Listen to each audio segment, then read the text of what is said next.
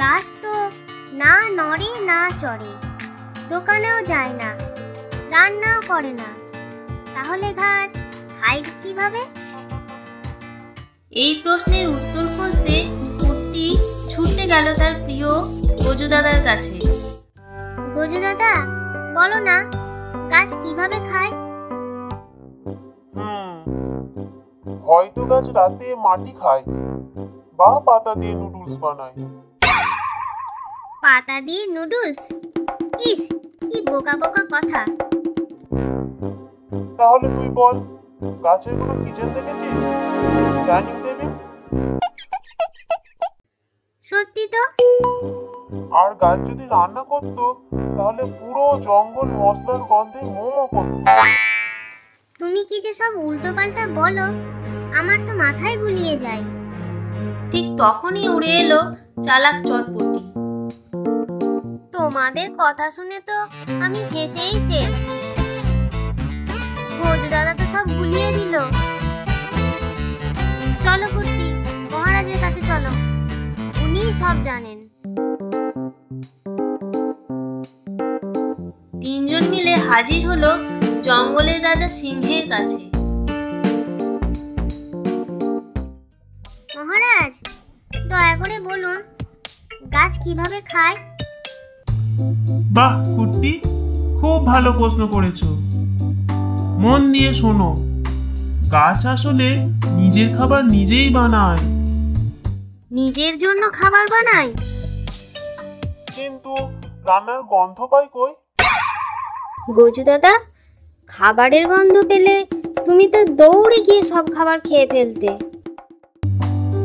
আসলে গাছেদের খাবার বানানোর ধরনটা একটু আলাদা। তারা দিনের বেলাতেই খাবার বানায়। সূর্যের আলো, মাটির জল আর বাতাসে কার্বন ডাই অক্সাইড মিশিয়ে নিজের খাবার তৈরি করে। আচ্ছা, রান্না কোথায় হয়? পাতায়।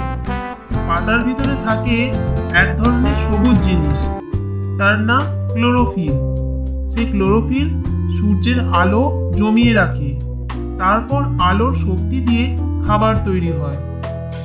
ওরে বাবা, এই গোটা ব্যাপারটার কোনো নাম আছে নাকি?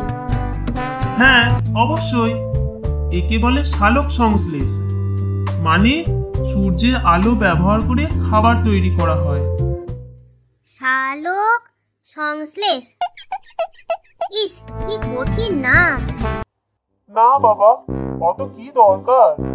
গাছ থেকে পাকা পাকা কলার কাঁদি পারো আর খাও। কথাটা একটু কঠিন, কিন্তু কাজটা খুব সহজ। সূর্যের আলো, জল আর কার্বন ডাই অক্সাইড এগুলো মিলে মিষ্টি খাবার তৈরি করে পাতায়। আচ্ছা, মাটির জল তো বললেন, মাটির সাথে আর কিছু জিনিস থাকে না? খুব ভালো প্রশ্ন। শুধু জলই নয়, মাটির জলে মিশে থাকে অনেক খনিজ লবণও, যেমন নাইট্রোজেন, ফসফরাস, পটাশিয়াম। গাছ শিকড় দিয়ে এগুলো শুষে নেয়। তারপর? এইসব খনিজ লবণ দিয়ে গাছ নিজেকে শক্ত করে নতুন পাতা, ফুল, ফল আর মজবুত ডালপালা তৈরি করে। মানে গাছ লবণ দিয়ে শরীর বানায়। কিন্তু গজু দাদা, গাছ কিন্তু লবণ দিয়ে বেগুন ভর্তা বানিয়ে খায় না। সেই দিন কুট্টি আর চটপটি শিখলো গাছ নিজের খাবার বানায় সূর্যের আলো দিয়ে আর মাটি থেকে খনিজ লবণ শুষে নিজের শরীর গড়ে তোলে। আর গজু দাদা, সে ঠিক করলো এবার থেকে শুধু খাবারের গন্ধ নয়, গাছের পাতার গল্পও শিখবে।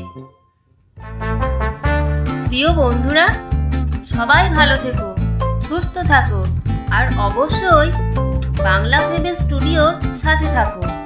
দেখা হচ্ছে পরের গল্পে।